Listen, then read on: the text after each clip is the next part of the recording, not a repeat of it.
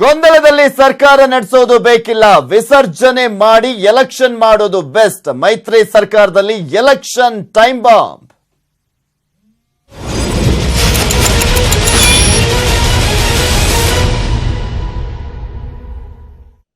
ರಾಜ್ಯ ರಾಜಕಾರಣದಲ್ಲಿ ಹೊರಟ್ಟಿ ಹೇಳಿಕೆ ಕಿಚ್ಚನ್ನ ಹತ್ತಿಸ್ತಾ ಇದೆ. ಸಿಎಂ ನೇತೃತ್ವದಲ್ಲಿ ಜೆಡಿಎಸ್ ನಾಯಕರು ಸಭೆಯನ್ನ ಕೂಡ ಮಾಡಲಾಗ್ತಾ ಇದೆ. ಮೈಸೂರಿನಲ್ಲಿ ಜೆಡಿಎಸ್ ನಾಯಕರ ಸಭೆಯನ್ನ ಮಾಡಲಾಗ್ತಾ ಇದೆ. ಮೈಸೂರಿನ ಖಾಸಗಿ ಹೋಟೆಲ್ನಲ್ಲಿ ಈ ಒಂದು ಸಭೆಯನ್ನ ಮಾಡಲಾಗ್ತಾ ಇರುವಂತದ್ದು. ಸಿಎಂ ನೇತೃತ್ವದಲ್ಲಿ ಜೆಡಿಎಸ್ ನಾಯಕರು ಸಭೆಯನ್ನ ಸೇರಲಿದ್ದಾರೆ. ಮೈಸೂರಿನ ಖಾಸಗಿ ಹೋಟೆಲ್ನಲ್ಲಿ ಈ ಒಂದು ಸಭೆ ನಡೆಯಲಿದೆ. ಮೈಸೂರಿನ ಖಾಸಗಿ ಹೋಟೆಲ್ನಲ್ಲಿ ಸಿಎಂ ನೇತೃತ್ವದಲ್ಲಿ ಜೆಡಿಎಸ್ ನಾಯಕರು ಸಭೆಯನ್ನ ಸೇರಲಿದ್ದಾರೆ. ರಾಜಕೀಯದಲ್ಲಿ ಕ್ಷಿಪ್ರ ಕ್ರಾಂತಿ ಎದ್ದೇಳುತ್ತಾ ಅನ್ನುವ ಪ್ರಶ್ನೆ ಎದ್ದೇಳ್ತಾ ಇದೆ. ಜಿಟಿ ದೇವೇಗೌಡ, ಸಾರಾ ಮಹೇಶ್ ಅವರು ಭಾಗಿಯಾಗಲಿದ್ದಾರೆ. ಮತ್ತು ಒಂದ್ ಕಡೆ ಹೊರಟ್ಟಿ ಹೇಳಿಕೆ ಸಂಬಂಧ ಸಮಾಲೋಚನೆಯನ್ನ ಮಾಡುವಂತ ಸಾಧ್ಯತೆ ಇದೆ. ರಾಜ್ಯ ರಾಜಕೀಯದಲ್ಲಿ ಆಗುತ್ತಾ ಕ್ಷಿಪ್ರ ಕ್ರಾಂತಿ ಅನ್ನುವ ಪ್ರಶ್ನೆ ಇಲ್ಲಿ ಎದ್ದಿರುವಂತದ್ದು. ಜಿಟಿ ದೇವೇಗೌಡ ಹಾಗೆ ಸಾರಾ ಮಹೇಶ್ ಅವರು ಈ ಒಂದು ಸಭೆಯಲ್ಲಿ ಭಾಗಿಯಾಗಲಿದ್ದಾರೆ. ರಾಜ್ಯ ರಾಜಕೀಯದಲ್ಲಿ ಕ್ಷಿಪ್ರ ಕ್ರಾಂತಿ ಏನಾದ್ರು ಎದ್ದೇಳುತ್ತಾ ಅನ್ನುವ ಪ್ರಶ್ನೆ. ಯಾಕೆಂದ್ರೆ ಈ ಆಪ್ತ ಸಚಿವರನ್ನ ಜೊತೆಲಿ ಇಟ್ಕೊಂಡು ಸಭೆಯನ್ನ ಮಾಡ್ತಾ ಇದ್ದಾರೆ. ಯಾಕೆಂದ್ರೆ ಇವರೇ ಅಂದ್ರೆ ಕುಮಾರಸ್ವಾಮಿ ಅವರು ಏನೇ ನಿರ್ಧಾರವನ್ನ ಕೈಗೊಂಡಂತಹ ಸಂದರ್ಭದಲ್ಲಿ ಇವರಿಬ್ಬರು ಕೂಡ ಅವರ ಬೆನ್ನಿಗೆ ನಿಂತಿರ್ತಾರೆ. ಸೊ ಹೀಗಾಗಿ ಇವರ ಜೊತೆ ಸೇರ್ಕೊಂಡು ಸಿಎಂ ಸಭೆಯನ್ನ ಮಾಡಲಿರುವಂತದ್ದು. ರಾಜ್ಯ ರಾಜಕಾರಣದಲ್ಲಿ ಈಗ ಆಲ್ರೆಡಿ ಬಸವರಾಜ ಹೊರಟ್ಟಿ ಅವರ ಒಂದು ಹೇಳಿಕೆ ದೊಡ್ಡ ಸಂಚಲನವನ್ನ ಸೃಷ್ಟಿ ಮಾಡ್ತಾ ಇದೆ. ಈಗ ಆಲ್ರೆಡಿ ನೋಡಿದ್ವಿ ಈ ಒಂದು ಕಾಂಗ್ರೆಸ್ ಮತ್ತು ಜೆಡಿಎಸ್ ಸಮ್ಮಿಶ್ರ ಸರ್ಕಾರದಲ್ಲಿ ಬೆಂಕಿ ಯಾವ ರೀತಿಯಾಗಿ ಹತ್ತಿದೆ ಅಂತ. ಇನ್ನು ಈ ಕುರಿತಂತೆ ಮಾತಾಡ್ಲಿಕ್ಕೆ ನಮ್ಮ ಜೊತೆ ವಸತಿ ಸಚಿವರಾಗಿರುವಂತ MTB ನಾಗರಾಜ್ ಅವರು ದೂರವಾಣಿ ಸಂಪರ್ಕದಲ್ಲಿದ್ದಾರೆ. ನಮಸ್ಕಾರ ಸರ್. ನಮಸ್ಕಾರ, ಹೇಳಿ. ಏನ್ ಸರ್, ಎಲೆಕ್ಷನ್ಗೆ ಹೋಗೋಣ, ಈ ಸರ್ಕಾರ ಬೇಡ, ಯಾಕೆಂದ್ರೆ ದಿನಕ್ಕೊಬ್ಬೊಬ್ರು ಸಿಎಂ ಆಗ್ಲಿ ಅಂತ ಹೇಳ್ತಾ ಇದಾರೆ ಕಾಂಗ್ರೆಸ್ ನಾಯಕರು ಅಂತ ಹೇಳ್ತಾವ್ರೆ ಬಸವರಾಜ ಹೊರಟ್ಟಿ ಅವರು. ಈಗ ನಾನು ಟಿವಿ ಮುಂದೆನೆ ಕೂತಿದ್ದೆ, ಹೊರಟ್ಟಿ ಅವರು ಹೇಳಿದಾಗ ಅವ್ರೇನು ಎಲೆಕ್ಷನ್ಗೆ ಹೋಗ್ಬೇಕು ಅಂತೆಲ್ಲ ಅದೇನು ವೈಯಕ್ತಿಕವಾಗಿ ಹೇಳಿದಾರ ಇಲ್ಲ ಅದ್ರ ಹಿಂದ್ಗಡೆ ಯಾರಾದ್ರೂ ಹೇಳ್ಸೋದಕ್ಕೆ ಯಾರಾದ್ರೂ ಇದಾರ ಗೊತ್ತಿಲ್ಲ. ಈಗ ಯಾರು ಎಲೆಕ್ಷನ್ಗೆ ಹೋಗ್ಲಿಕ್ಕೆ ರೆಡಿ ಇಲ್ಲ. ಈಗ ಎಲೆಕ್ಷನ್ ಆಗಿ ಇನ್ನು 1 ವರ್ಷ ಇವತ್ತಿಗೋ ನಾಳೆಗೋ ಪೂರ್ತಿ ಆಗಿದೆ, ನಾಳೆ ಪೂರ್ತಿ ಆಗಿದೆ.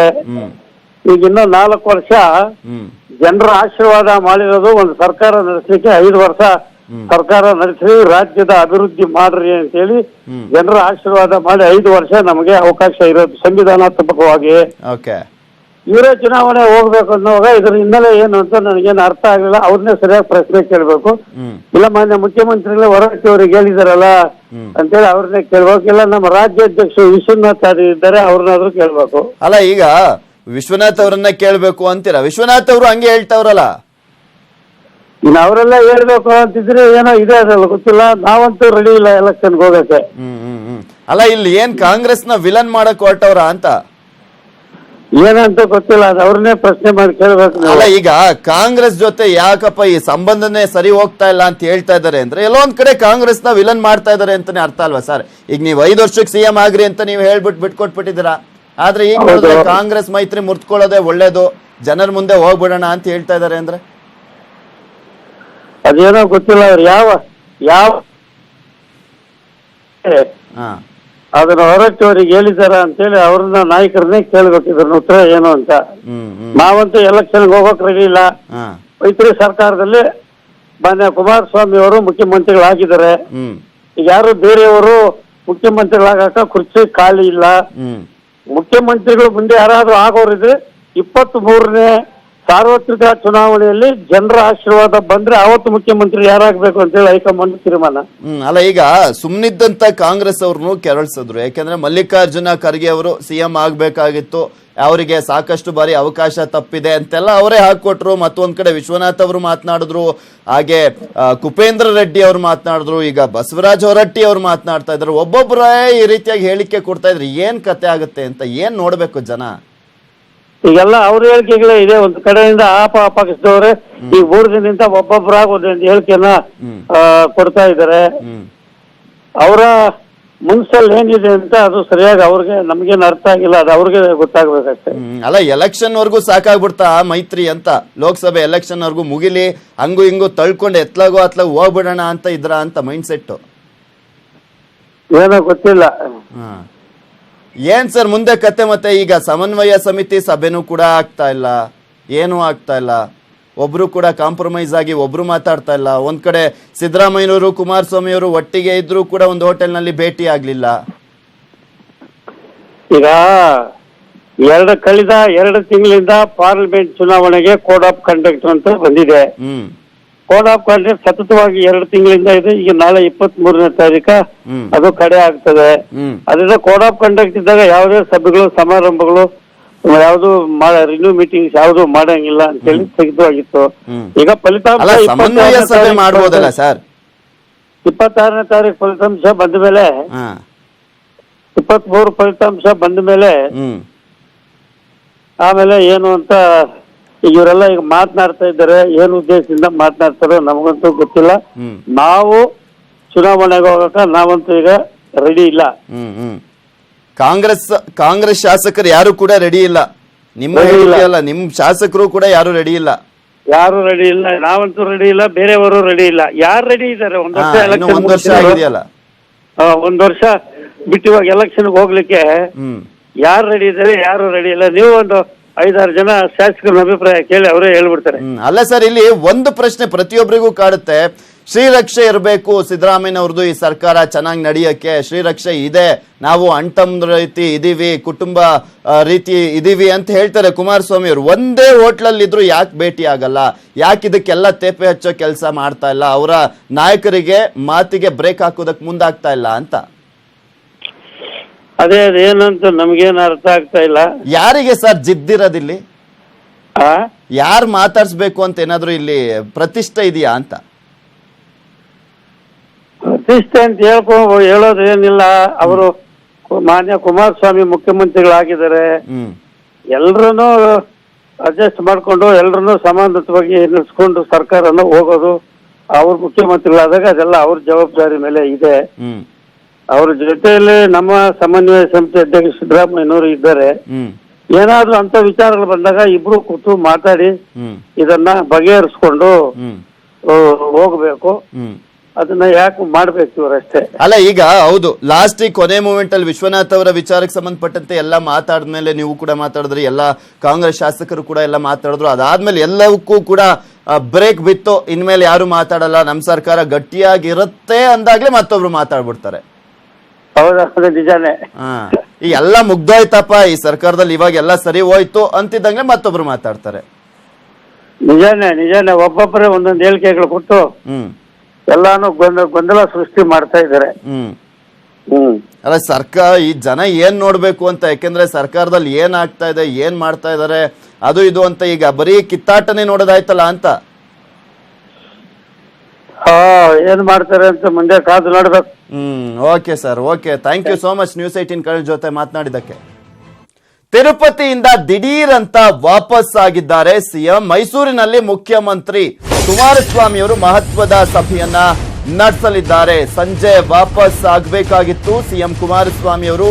ದಿಢೀರ್ ಅಂತ ವಾಪಸ್ ಆಗಿರುವಂತದ್ದು ಸಾಕಷ್ಟು ಕುತೂಹಲಕ್ಕೆ ಎಡೆ ಮಾಡಿಕೊಟ್ಟಿರುವಂತದ್ದು. ಮತ್ತು ಒಂದ್ ಕಡೆ ಬಸವರಾಜ ಹೊರಟ್ಟಿ ಅವರ ಹೇಳಿಕೆ ಕೂಡ ಇಲ್ಲಿ ಸಾಕಷ್ಟು ಸಂಚಲನವನ್ನ ಸೃಷ್ಟಿ ಮಾಡ್ತಾ ಇದೆ.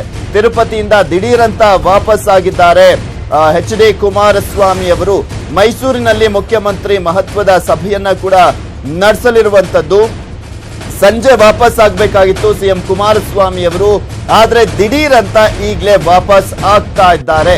ತಿರುಪತಿಯಿಂದ ತಮಿಳುನಾಡು ಪ್ರವಾಸ ಫಿಕ್ಸ್ ಆಗಿತ್ತು, ಆದ್ರೂ ಕೂಡ ಅದು ಕೂಡ ಕ್ಯಾನ್ಸಲ್ ಆಗ್ತಾ ಇದೆ. ತಮಿಳುನಾಡಿಗೆ ತೆರಳದೆ ಮೈಸೂರಿಗೆ ಬರ್ತಾ ಇದ್ದಾರೆ ಎಚ್ ಡಿ ಕುಮಾರಸ್ವಾಮಿ ಅವರು. ಹೊರಟ್ಟಿ ಅವರು ಈ ಒಂದು ವಿಧಾನಸಭೆಯನ್ನ ವಿಸರ್ಜನೆ ಮಾಡ್ಲಿ ಅನ್ನುವ ಹೇಳಿಕೆ ಬೆನ್ನಲ್ಲೇ ಕ್ಷಿಪ್ರ ಬೆಳವಣಿಗೆಗಳು ಆಗ್ತಾ ಇರುವಂತಹದ್ದು ನೋಡಬಹುದಾಗಿದೆ ಅಂತ ಕಾಣಿಸುತ್ತೆ. ಏಕೆಂದ್ರೆ ಕುಮಾರಸ್ವಾಮಿ ಅವರು ಕೂಡ ತಮ್ಮ ಪ್ರವಾಸವನ್ನ ಅರ್ಧಕ್ಕೆ ಬ್ರೇಕ್ ಮಾಡಿ ತಿರುಪತಿಯಿಂದ ದಿಢೀರ್ ಅಂತ ವಾಪಸ್ ಆಗ್ತಾ ಇರುವಂತದ್ದು ಎಲ್ಲಾ ಪ್ರಶ್ನೆಗಳನ್ನ ಉದ್ಭವಿಸುವಂತೆ ಮಾಡ್ತಾ ಇದೆ. ಎಲ್ಲಾ ಕ್ಷಿಪ್ರ ಬೆಳವಣಿಗೆಗಳಿಗೂ ಕೂಡ ಸಜ್ಜಾಗ್ತಾ ಇದೆಯಾ ಜೆಡಿಎಸ್ ಅನ್ನುವ ಪ್ರಶ್ನೆ ಕೂಡ ಎದ್ದಿದೆ. ಜೆಡಿಎಸ್ ತಲೆಯಲ್ಲಿ ನಡೀತಿದ್ಯಾ ಪ್ಲಾನ್ ಬಿ ಸ್ಟ್ರಾಟಜಿ? ಬಿಜೆಪಿ ಜೊತೆಗಿನ ದೋಸ್ತಿಗೂ ಕೂಡ ಮುಂದಾಗೋದಕ್ಕೆ ರೆಡಿ ಆಗ್ತಾ ಇದ್ದಾರೆ. ಯಾಕೆಂದ್ರೆ ಕಾಂಗ್ರೆಸ್ ನಾಯಕರು ದಿನಕ್ಕೊಬ್ಬರಂತೆ ಇಲ್ಲಿ ಕುಮಾರಸ್ವಾಮಿ ಅವರನ್ನ ಟಾರ್ಗೆಟ್ ಮಾಡಿ ಮಾತಾಡ್ತಾ ಇದ್ದಾರೆ. ಸೊ ಹೀಗಾಗಿ ಇದೇ ವಿಚಾರ ಮತ್ತಷ್ಟು ಕೆರಳಿಸುವಂತೆ ಮಾಡಿದೆಯಾ ಕುಮಾರಸ್ವಾಮಿ ಅವರನ್ನ ಅನ್ನೋದು ಕೂಡ ಸಾಕಷ್ಟು ಚರ್ಚೆಗೆ ಗ್ರಾಸವಾಗಿದೆ. ಯಾಕೆಂದ್ರೆ ಮಲ್ಲಿಕಾರ್ಜುನ ಖರ್ಗೆ ಅವರಿಗೆ ಸಾಕಷ್ಟು ಬಾರಿ ಸಿಎಂ ಆಗಬೇಕಾಗಿದ್ದಂತ ಚಾನ್ಸ್ ತಪ್ಪಿತು ಅಂತ ಹೇಳಿಕೆ ಅಂತ ನೀಡಿದ್ದು ಸಾಕಷ್ಟು ಆಕ್ರೋಶಕ್ಕೆ ಗುರಿಯಾಗಿದೆ. ಇನ್ನು ಈ ಕುರಿತಂತೆ ಮಾತಾಡ್ಲಿಕ್ಕೆ ನಮ್ಮ ಜೊತೆ ಉಗ್ರಪ್ಪ ಅವರು ದೂರವಾಣಿ ಸಂಪರ್ಕದಲ್ಲಿದ್ದಾರೆ. ಸಂಸದರು, ನಮಸ್ಕಾರ ಸರ್. ನಮಸ್ಕಾರ ಸರ್, ಬಸವರಾಜ ಹೊರಟ್ಟಿ ಅವರು ಹೇಳಿಕೆಯನ್ನ ನೀಡಿದ್ರು, ಅದು ನಿಮ್ಗೆ ಗಮನಕ್ಕೆ ಬಂದಿದೆ ಅನ್ಸುತ್ತೆ. ಏನ್ ಸರ್ ಇದೆಲ್ಲ ಅಂತ? ನೋಡಿ, ಬಸವರಾಜ ಹೊರಟ್ಟಿ ಅವರು ಯಾವ ಸನ್ನಿವೇಶದಲ್ಲಿ ಯಾವ ಮಾತುಗಳನ್ನ ಆಡಿದ್ದಾರೋ ನನಗೆ ಗೊತ್ತಿಲ್ಲ. ನಾನು ಇಷ್ಟು ಮಾತ್ರ ಹೇಳಿಕೆ ಬಯಸ್ತೇನೆ. ಈ ರಾಜ್ಯದ ಜನ ಕಳೆದ ವರ್ಷ ಏನು ಚುನಾವಣೆ ನಡೆದು ವಿಧಾನಸಭೆಗೆ ಫ್ರಾಕ್ಚರ್ಡ್ ಮ್ಯಾಂಡೇಟ್ ಅನ್ನ ನೀಡಿದ್ರು. ಒಂದು ಪಕ್ಷಕ್ಕೆ ಬಹುಮತ ನೀಡಿದೆ, ಎರಡು ಪಕ್ಷಗಳು ಸೇರಿ ಸರ್ಕಾರ ನಡೆಸಬೇಕು ಅಂತ ಏನು ತೀರ್ಮಾನ ನೀಡಿದ್ರು. ಆ ಹಿನ್ನೆಲೆಯಲ್ಲಿ ಜಾತ್ಯತೀತ ಸಿದ್ಧಾಂತದಲ್ಲಿ ನಂಬಿಕೆ ಇರುವಂತ ಏನು ಕಾಂಗ್ರೆಸ್ ಮತ್ತು ಜನತಾದಳ ಒಟ್ಟಿಗೆ ಸೇರಿ ಇವತ್ತು ಸಮ್ಮಿಶ್ರ ಸರ್ಕಾರವನ್ನ ನಡೆಸ್ತಾ ಇದ್ದಾರೆ. ಸಮ್ಮಿಶ್ರ ಸರ್ಕಾರ ಜನಪರವಾಗಿ ರಾಜ್ಯದ ಹಿತವನ್ನ ಕಾಪಾಡತಕ್ಕಂತ ದಿಕ್ಕಿನಲ್ಲಿ ಇವತ್ತು ಸರ್ಕಾರ ನಡೀತಾ ಇದೆ. ನಿಜ, ಪ್ರಜಾಪ್ರಭುತ್ವ ವ್ಯವಸ್ಥೆನಲ್ಲಿ ಅಲ್ಲಿ ಇಲ್ಲಿ ಸ್ವಲ್ಪ ಭಿನ್ನಾಭಿಪ್ರಾಯಗಳು ಇರುವಂತಹದ್ದು ಸಹಜ. ಅದರ ಪ್ರಜಾಪ್ರಭುತ್ವದ ತೆರಳೆ ಈ ಅಲ್ಲ. ಬಟ್ ಓಕೆ ಸರ್, ಬಟ್ ಎಲ್ಲ ಈ ಲೋಕಸಭೆ ಎಲೆಕ್ಷನ್ ಮತದಾನ ಆಗ್ತಿದ್ದಂತೆ ಶುರು ಆಗ್ಬಿಡ್ತಲ್ಲ ಅಂತ, ಲೋಕಸಭೆ ಎಲೆಕ್ಷನ್ಗೋಸ್ಕರ ವೆಯ್ಟ್ ಮಾಡ್ತಾ ಇದ್ರ ನಾಯಕರುಗಳು ಅಂತ. ಈಗ ನಾನು ನಿಮಗೆ ಒಂದು ಹೇಳ್ತೇನೆ, ಇದು ಈ ಚುನಾವಣೆಗಳ ಸಂದರ್ಭದಲ್ಲಿ ಈಗ ಈ ಚುನಾವಣೆಯ ಸಂದರ್ಭದಲ್ಲಿ ಅದ್ವಾನಿಯವರ ಹೇಳಿಕೆಯನ್ನು ತೆಗೆದುಕೊಳ್ಳಿ, ಚುನಾವಣೆಯ ನಂತರ ಹೋಗ್ತಾ ಹಾಗೆ ಗಡ್ಕರಿಯವರ ಹೇಳಿಕೆಯನ್ನು ತಗೊಳ್ಳಿ. ಸೊ ಹಾಗೆ ಅನೇಕರ ಹೇಳಿಕೆಗಳನ್ನು ಸಹ ಈಗ ಅದೇ ರೀತಿ ಬಿಜೆಪಿನಲ್ಲಿ ಈಗ ನಾನು ಹೇಳಿದ ರೀತಿಯಲ್ಲಿ ಹೇಳಿಕೆಗಳು ಇಲ್ಲಿವರೆಗೆ ಯಾಕೆ 5 ವರ್ಷ ಕಾಯ್ತಾ ಇದ್ರು ಅದ್ವಾನಿಯವರಾಗ್ಲಿ ಗಡ್ಕರಿಯವರಾಗ್ಲಿ ಮತ್ತೊಬ್ಬರಾಗ್ಲಿ. ಹಾಗೆ ಒಂದೊಂದ್ಸಾರಿ ಕೆಲವು ವಿಚಾರಗಳು ಸರ್, ಅದು 5 ವರ್ಷ ಆಯ್ತು, ಮುಗೀತು. ಈಗ ಸರ್ಕಾರದ ಕೂಡ ಅದು ಲೋಕಸಭೆ ಎಲೆಕ್ಷನ್ ಕೂಡ ಆಗ್ತದೆ. ಬಟ್ ಇದು ದೋಸ್ತಿಲಿ ಏನಾಗ್ತದೆ ಸರ್? ಇಲ್ಲ, ನನಗನ್ಸುತ್ತೆ ಇವರು ಯಾರು ಎಷ್ಟೇ ವೈಯಕ್ತಿಕವಾದಂತ ಭಿನ್ನಾಭಿಪ್ರಾಯಗಳು ಅಥವಾ ಮಾತುಗಳು ಆಡಿದ್ರು ಅಲ್ಲ ಸರ್, ಒಂದು ವೈಯಕ್ತಿಕ ಭಿನ್ನಾಭಿಪ್ರಾಯ ಅಥವಾ ವೈಯಕ್ತಿಕ ಹೇಳಿಕೆಗಳು ಅದೇನೇ ಅನ್ಸಿದ್ರು, ಒಂದಿನ ವಿಶ್ವನಾಥ್ ಅವರು ಹೇಳಿಕೆ ಕೊಡ್ತಾರೆ, ಕುಪೇಂದ್ರ ರೆಡ್ಡಿ ಅವರು ಹೇಳಿಕೆ ಕೊಡ್ತಾರೆ, ಬಸವರಾಜ ಹೊರಟ್ಟಿ ಅವರು ಹೇಳಿಕೆ ಕೊಡ್ತಾರೆ. ಇದಕ್ಕೆ ಪ್ರತಿ ಹೇಳಿಕೆಗಳು ಕೂಡ ಬರ್ತಾ ಇದೆ. ಏನಾಗ್ತಾ ಇದೆ? ಇದೆಲ್ಲವೂ ಕೂಡ ವೈಯಕ್ತಿಕ ಹೇಳಿಕೆಗಳಲ್ಲ ಸರ್, ಎಲ್ಲ ದೊಡ್ಡ ದೊಡ್ಡ ನಾಯಕರುಗಳೆಲ್ಲ ನೀಡ್ತಾ ಇರೋದು. ನಾನು ಸ್ಪಷ್ಟಪಡಿಸ್ತೇನೆ. ನಾನು ಈಗ ಪಕ್ಷದ ನಿಲುವನ್ನ ಸ್ಪಷ್ಟಪಡಿಸ್ತಕ್ಕಂಥವ್ರು ಆಯಾ ಪಕ್ಷದ ಹೈಕಮಾಂಡ್. ಸೊ ಹಾಗಾಗಿ ನನಗೆ ಕಾಂಗ್ರೆಸ್ಸಿನ ಹೈಕಮಾಂಡ್ ನ ನಿಲುವು ಕಾಂಗ್ರೆಸ್ ಸ್ಪಷ್ಟಪಡಿಸಬೇಕಾಗುತ್ತೆ. ಜನತಾದಳದ ನಿಲುವನ್ನ ಜನತಾದಳದ ಹೈಕಮಾಂಡ್ ಸ್ಪಷ್ಟಪಡಿಸಬೇಕಾಗುತ್ತೆ. ನನಗೆ ಖಾತ್ರಿ ಇದೆ, ಎರಡು ಪಕ್ಷದ ಹೈಕಮಾಂಡ್ ಸಹ ಈ ಸಮ್ಮಿಶ್ರ ಸರ್ಕಾರ ಮುಂದುವರಿಯಬೇಕು. ಸೊ ರಾಜ್ಯದಲ್ಲಿ ಏನು ಬಿಜೆಪಿಯನ್ನ ಮತ್ತೆ ಅಧಿಕಾರಕ್ಕೆ ಮತ್ತು ಅದನ್ನ ತಡಿಬೇಕು ಅನ್ನುವಂಥದ್ದು ಇವತ್ತು ಎರಡು ಪಕ್ಷದ ತೀರ್ಮಾನ ಆಗಿರ್ತಕ್ಕಂಥ ಹಿನ್ನೆಲೆಯಲ್ಲಿ ಬಹುಶಃ ಆ ಕೆಲಸ ಮಾಡ್ತಾರೆ, ಒಟ್ಟಿಗೆ ಹೋಗ್ತಾರೆ, 5 ವರ್ಷ ಪೂರೈಸ್ತಾರೆ ಅಂತ ಹೇಳಿ ನಾನಂತೂ ಭಾವಿಸಿದ್ದೇನೆ. ವೈಯಕ್ತಿಕವಾಗಿ ಅಲ್ಲೊಬ್ರು ಇಲ್ಲೊಬ್ರು ಕೆಲವು ಅಭಿಪ್ರಾಯಗಳನ್ನ ಸರ್, ಈಗ ಯಾರೋ ಒಬ್ರು ನಾಯಕರು, ಯಾರೋ ಒಬ್ಬ ಜಿಲ್ಲಾ ಪಂಚಾಯತ್ ಮೆಂಬರು ಅಥವಾ ತಾಲೂಕ್ ಪಂಚಾಯತ್ ಮೆಂಬರು ಅಥವಾ JDS ನ ಜಿಲ್ಲಾಧ್ಯಕ್ಷರುಗಳು ಕೊಟ್ಟಿದ್ರೆ ಒಂಥರ, ಇವರೆಲ್ಲ ದೊಡ್ಡ ದೊಡ್ಡ ನಾಯಕರೇ ಅಲ್ವಾ ಸರ್? ಈ ಒಂದು ಮೈತ್ರಿ ಏರ್ಪಡೋದಕ್ಕೆ ಇವರು ಕೂಡ ಕಾರಣಕರ್ತರಾಗಿದ್ದಾರೆ. ನಾನು ಒಂದನ್ನ ಹೇಳಿಬಿಡ್ತೇನೆ, ಜಿಲ್ಲಾ ಪಂಚಾಯತಿ ಸದಸ್ಯರು, ತಾಲೂಕ್ ಪಂಚಾಯತಿ ಸದಸ್ಯರು, ಗ್ರಾಮ ಪಂಚಾಯತಿ ಸದಸ್ಯರು, ಅಸೆಂಬ್ಲಿನೋ ಕೌನ್ಸಿಲ್ ಅಥವಾ ಪಾರ್ಲಿಮೆಂಟ್ ಸದಸ್ಯರಾದ್ರೂ ಸಹ ಯಾರು ಪಕ್ಷನಿಷ್ಠರು ಪ್ರಾಮಾಣಿಕರು ಇರ್ತಾರೋ ಅವರೆಲ್ಲರೂ ಸಮಾನರೇ. ಅವ್ರಿಗ ಒಬ್ಬರ ಮೇಲೂ ಒಬ್ರು ಕೀಳು ಅಂತ ಹೇಳಿ ನಾನಂತೂ ಭಾವಿಸಿಲ್ಲ. ನಾನು ಇಷ್ಟೇ ಹೇಳ್ತೇನೆ, ಈಗ ನಿಜ ಈ ರೀತಿಯ ಅಭಿಪ್ರಾಯಗಳು ಅವರವರ ಮೂಗಿನ ನೇರಕ್ಕೆ ಕೆಲವರು ಹೇಳಿಕೆಗಳನ್ನ ಕೊಡುವಂತದಕ್ಕೆ ಅವರದೇ ಆಗಿರುವಂತ ಕಾರಣಗಳಿರ್ಬೋದು, ಅದು ನನಗೆ ಗೊತ್ತಿಲ್ಲ. ನಾನು ಇಷ್ಟೇ ಹೇಳ್ತೇನೆ, ಈ ಸಂದರ್ಭದಲ್ಲಿ ಬಹುಶಃ ಜಾತ್ಯತೀತ ಶಕ್ತಿಗಳ ದೃಷ್ಟಿಯಿಂದ ಈ ಒಂದು ಸಮ್ಮಿಶ್ರ ಸರ್ಕಾರ ಮುಂದುವರಿಯೋದು ಸೂಕ್ತ, ಮುಂದುವರಿಯುತ್ತೆ ಅಂತ ಹೇಳಿ ನಾನಂತೂ ಭಾವಿಸ್ತೀನಿ. ಅಲ್ಲ, ಮತ್ತೊಂದ್ ಕಡೆ ಸಚಿವರು ಕೂಡ ಹೇಳಿಕೆ ಕೊಡ್ತಾರೆ. SR ಶ್ರೀನಿವಾಸ್ ಅವರು ದಂಗಲ್ ಎರಡು ಪಕ್ಷದವರು ಮೈತ್ರಿ ಅಗತ್ಯವಿಲ್ಲವಂತೆ ಹೇಳ್ತಾ ಇರುವಂತದ್ದು. ಇಲ್ಲಿ ಪ್ರಮುಖವಾಗಿ ಮೈತ್ರಿ ಅಗತ್ಯ ಇಲ್ಲ ಅನ್ನೋದಾದ್ರೆ ಜನರ ಬಳಿ ಹೋಗ್ಬೇಕು, ಮನಸ್ಸಿಲ್ಲ ಅಂದ್ರೆ ಸುಮ್ಮನೆ ಯಾಕೆ ಬಾಯಿ ಮುಚ್ಕೊಂಡಿರ್ಬೇಕು ಅಂತ ಕೂಡ ಮಾತನಾಡ್ತಿರೋದು. ಏನ್ ಸರ್ ಇದು? ಶ್ರೀನಿವಾಸ್ ಅವರು ಕೂಡ ಹೇಳಿಕೆ ಕೊಡ್ತಾರೆ. ನೋಡಿ, ಯಾರು ಏನು ಹೇಳಿಕೆ ಕೊಟ್ಟಿದ್ದಾರೋ ಅಂತಿಮವಾಗಿ ತೀರ್ಮಾನ ತೆಗೆದುಕೊಳ್ತಕ್ಕಂಥದ್ದು ಎರಡು ಪಕ್ಷದ ಹೈಕಮಾಂಡ್. ಸೊ ಎರಡು ಪಕ್ಷದ ಹೈಕಮಾಂಡ್ ಈ ರೀತಿಯ ಹೇಳಿಕೆಗಳನ್ನ ಗಮನಿಸ್ತಾರೆ, ಸೂಕ್ತವಾದಂತ ತೀರ್ಮಾನಗಳನ್ನ ಆ ಪಕ್ಷದ ಹೈಕಮಾಂಡ್ ತೀರ್ಮಾನ ಮಾಡ್ತಾರೆ, ತೀರ್ಮಾನಗಳನ್ನ ತೆಗೆದುಕೊಳ್ತಾರೆ ಮತ್ತು ಬಹುಶಃ ಬಿಜೆಪಿಯನ್ನ ಅಧಿಕಾರದಿಂದ ದೂರ ಇಡತಕ್ಕಂತ, ಯಾಕಂದ್ರೆ ಈಗ ನೋಡ್ತಾ ಇದೀವಲ್ಲ, ರಾಷ್ಟ್ರಪಿತನ ಬಗ್ಗೆನೂ ಸಹ ಅಗೌರವವನ್ನ ತೋರ್ತಕ್ಕಂತ ಪ್ರವೃತ್ತಿ ಇವತ್ತು ಬಿಜೆಪಿಯ ನಾಯಕತ್ವ ತೋರ್ತಾ ಇದೆ. ಓಕೆ. ಸೊ ಹಾಗೆ ಒಂದು ಕಡೆ ಸಾಮಾಜಿಕ ನ್ಯಾಯದ ವಿರುದ್ಧ ಇರತಕ್ಕಂಥವ್ರು, ವಿಚಿತ್ರಕಾರಿ ಪ್ರವೃತ್ತಿಯನ್ನ ತೋರತಕ್ಕಂಥವ್ರು, ರಾಷ್ಟ್ರಪಿತನಿಗೆ ಅಗೌರವ ತೋರತಕ್ಕಂಥವ್ರು, ಅಂತ ಬಿಜೆಪಿಯನ್ನ ಅಧಿಕಾರಕ್ಕೆ ಬರ್ಲಿಕ್ಕೆ ಯಾರಾದ್ರೂ ಬಿಟ್ರೆ ಬಹುಶಃ ಸಮಾಜ ಮೆಚ್ಚೋದಿಲ್ಲ, ಸಮಾಜ ಇದನ್ನ ಮುಂದಿನ ಪೀಳಿಗೆನೂ ಸಹ ಮೆಚ್ಚೋದಿಲ್ಲ ಅನ್ನುವಂತ ಮಾತನ್ನ ಹೇಳ್ತೀನಿ. ಹಾಗಾಗಿ ಜಾತ್ಯತೀತ ಶಕ್ತಿಗಳು ಅಧಿಕಾರದಲ್ಲಿ ಮುಂದುವರಿಬೇಕು ಅಂತ ಹೇಳಿ. Okay sir, thank you so much news 18 Kannada ಜೊತೆ ಮಾತನಾಡಿದ್ದಕ್ಕೆ.